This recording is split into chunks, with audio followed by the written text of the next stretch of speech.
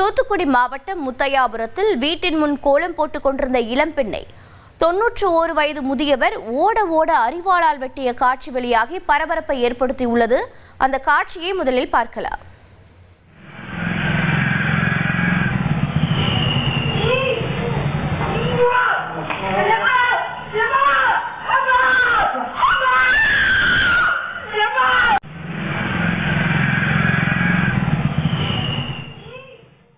இது பற்றிய கூடுதல் தகவலை செய்தியாளர் சதீஷ் முருகன் வழங்கிட கேட்கலாம். சதீஷ் முருகன் வணக்கம். தற்போது அந்த பெண்ணின் நிலை என்னவாக இருக்கிறது? இந்த முதியவரின் செயலுக்கான காரணங்கள் என்ன நடவடிக்கை அவர் மீது மேற்கொள்ளப்பட்டிருக்கிறது? வணக்கம். தூத்துக்குடி முத்தையாபுரம் சுந்தர் நகர் பகுதியை சேர்ந்தவர் நிஷாந்த். தனியார் நிறுவனத்தில் வேலை பார்த்து வருகிறார். இவரது மனைவி சிந்துஜா.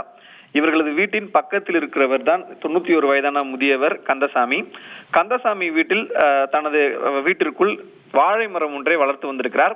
இந்த வாழை மரமானது நிஷாந்த் வீட்டினுடைய சுற்றுச்சுவரை தாண்டி அதிக அளவில் நிஷாந்த் வீட்டிற்குள் குப்பை கொட்டுவதாகவும் அந்த வாழை மரத்திலிருந்து பூச்சி போன்றவைகள் நிஷாந்த் வீட்டிற்குள் செல்வதாகவும் ஏற்கனவே கந்தசாமியிடம் இது தொடர்பாக புகார் தெரிவித்திருக்கிறார். மேலும் தங்கள் பக்கத்தில் இருக்கக்கூடிய வாழை மரத்தை சீராக வெட்டி கொள்ளுமாறும் கந்தசாமி முதியவரிடம் தெரிவித்திருக்கிறார் நிஷாந்த். ஆனால் அதை செய்யாமல் இருந்ததால் நேற்றைய தினம் நிஷாந்த் அவரது வீட்டின் பக்கத்தில் இருந்த வாழை மரத்தின் ஒரு பகுதியை வெட்டியுள்ளார். இதனால் ஆத்திரமடைந்த கந்தசாமி இன்று காலையில் அந்த வீட்டின் அருகே கோலம் போட்டுக் கொண்டிருந்த நிஷாந்தின் மனைவி சிந்துஜாவை பின்புறம் கால், கை உள்ளிட்ட வகையில் தொடர்ந்து வெட்டியிருக்கிறார்.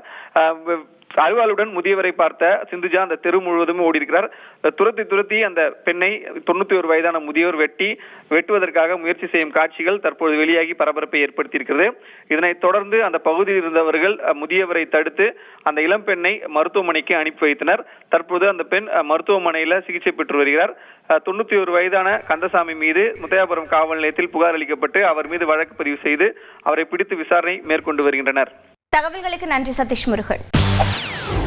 செய்திகளை உடனுக்குடன் தெரிந்து கொள்ள உடனே சப்ஸ்கிரைப் பண்ணுங்க.